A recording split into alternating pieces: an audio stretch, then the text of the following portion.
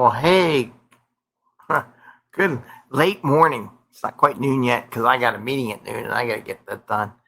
It's a busy day. Thursdays are a busy day. Anyway, hey, welcome to the 5 a.m. Mester Scrum Show. I am Greg Mester, Scrum Master, and Agile Coach, and Business Coach, and Personal Coach, Career Coach. I've been doing a lot of that lately, helping people with their careers and coaching them through that, and coaching small, medium-sized businesses.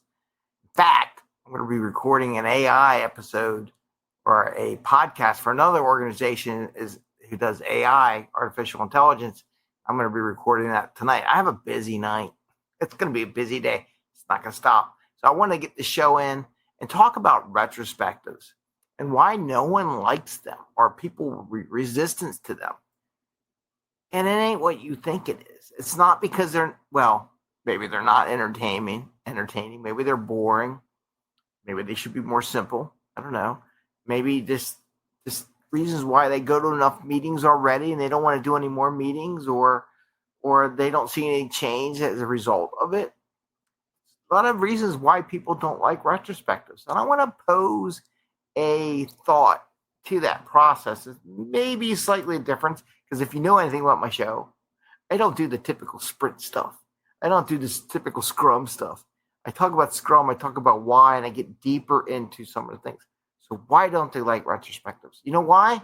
Because nobody likes to examine what they did for themselves. They don't like it. Everybody wants everything to stay the same. You know, I was like a rock. I was going to do a little metaphor. I got this little ball. You know, if I were to sit the ball here, it doesn't go. But if I give it a little push, it'll go faster. It'll get momentum. And nobody likes to give that little push to make that ball move, right? Seriously, they don't. A lot of people are happy. Some people, like myself, may be not happy being in the same spot and want to grow and get to the next level or produce more without working so hard. And that's what the retrospective is about. So we have to conquer that fear of the retrospective. And why I say retrospective or retrospect besides just retrospective is because in Kanban there's a retrospect. You talk about any of these millionaires that talk about what they're doing, they retrospect on what they did for the day. I kind of do it 4 times a day, little mini retrospects. How did my schedule go? What prevented it? In my mind, I just keep building on that, and sometimes I document it to try to improve it the next day. And these are all right, but if we don't reflect on what worked, what didn't work, we can't improve upon it. And people just think that the retrospective shines a light on them. And it's a mental thing. Like, why did I do bad, or I failed, or something like that? So a lot of people associate a retrospect or retrospective with failure. And we have to get past that. You just have to keep nurturing people in the fact that a retrospective or a retrospect is not about failure. It's not to prove you failed. It's to prove that there is possibility, opportunity to get even better, right? Because look at all the multimillionaires. Who would, I love people when they say they see a billionaire, oh, they don't know what they're doing. I mean, they're a billionaire. I said, they got there somehow. It just didn't fall out of the sky. They didn't just get lucky. There's things they did.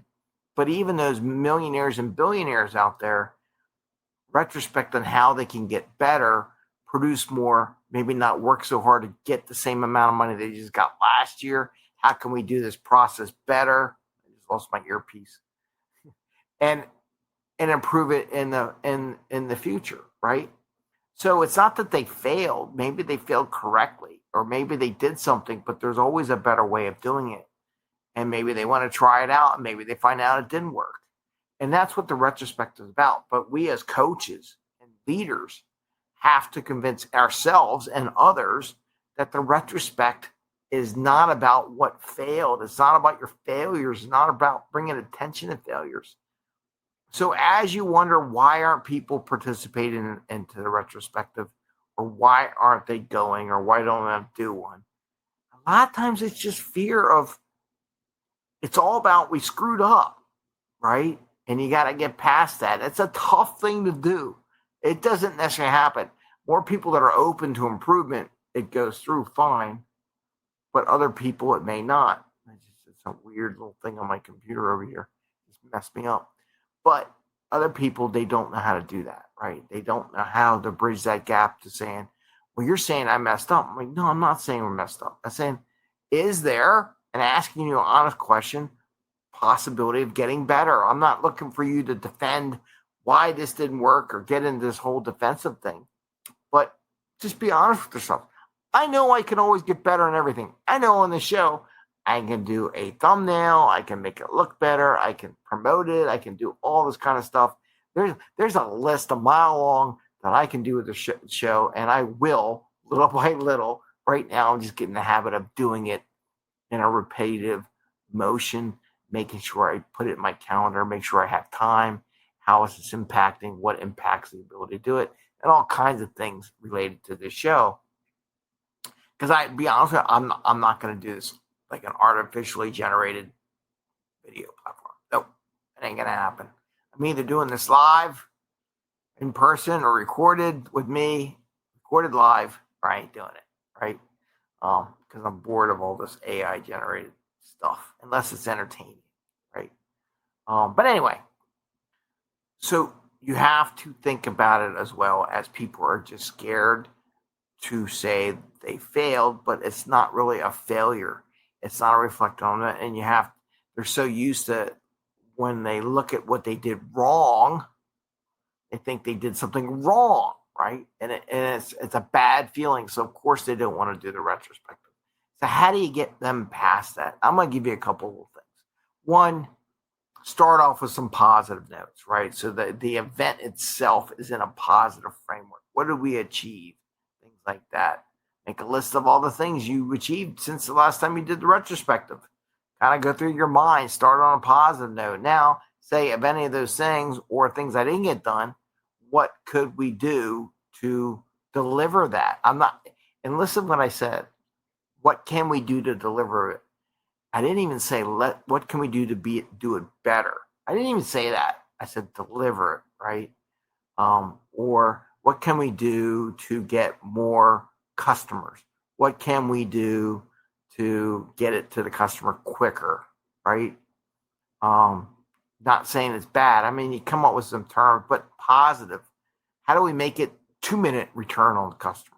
How do we make it a instantaneous response to the customer? How do we get our call support back in a day, or from 2 days to 24 hours to 2 hours to 1 hour to 30 minutes, right? It's more of a positive direction where we would like to go as a group. And you can say, we did all this. Here's your metrics. Here's what our thing. Is there anything we would like to push on the metrics? Is there anything we would like to get to the next level in our metrics, right? Those are the kind of questions you ask in a retro, and leave it up to them. If they're all good on everything, then they're not really taking it seriously, right? They don't want to change. They don't want to rock the boat. So you might have to expand on some things. Well, what do you think about this metric? Are you telling us metrics bad? They will go there real quick. It's like, why? Are you saying we're bad at that metric? Are you saying we're bad? No, I'm just asking you. Do you think in your mind you could do better? It's like a world-class athlete, right? Olympic sprinter. They all look at, oh, I can beat my time. They're the world class, the best in the world. I was just seeing something for, who was it? I was telling my son, something about catching a ball. Catching a ball? Oh, yeah. A.J. Brown. I saw a little Instagram post. A.J. Brown, he's really good. You ever see him? He's huge. Anyway, he gets the ball. He was saying something about he catches about, I want to say 400 catches a day, something like that. I was like, so he is looking, well, how can I do more than 400 catches a day? Do I mix it up? I don't know. Maybe he does different kind of catches, short catches, long passes, extended catches. And then he just has someone, maybe a machine, because I don't think I'd want to throw the ball 400 times in a day. Maybe he has a machine that adjusts and does different variations of it so he can improve that process. So there's AJ talking about how many he does a day. And he probably says, how can I do more? How can I make sure I get more catches? How can I do more routes? How can I practice all these routes? Maybe he just runs them every day. Maybe he runs 100 of the route every day to make sure it's just tweaked a little bit better every time. But he doesn't get on his case for, it failed my route. He's like, how can I make my route better? How can I juke out the other person? And he's a world-class athlete, right?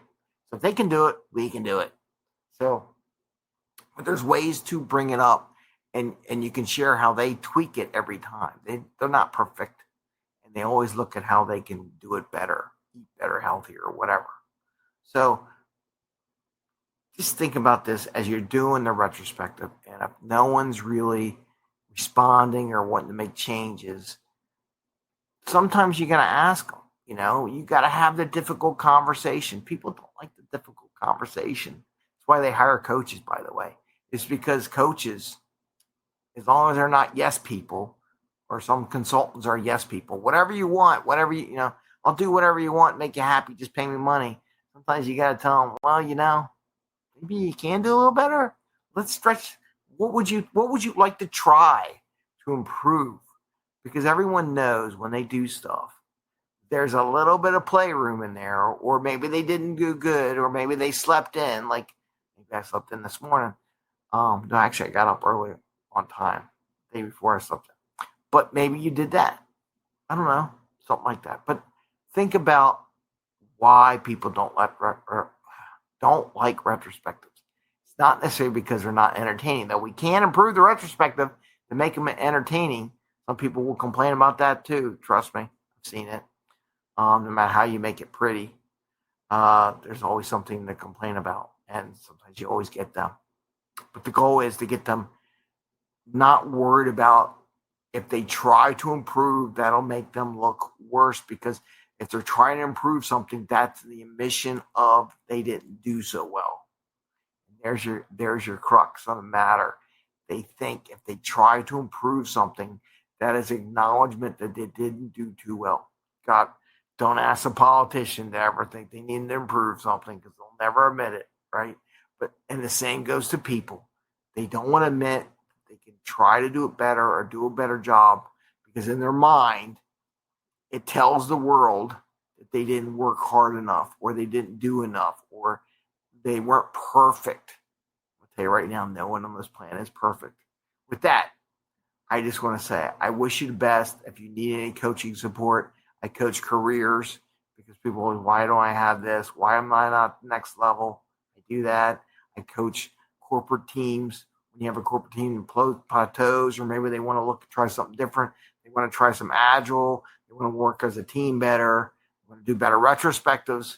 You can contact me as well. Or if you're a small business, small, medium-sized business, I am coaching those businesses. I had a couple businesses like that, found things that work for me.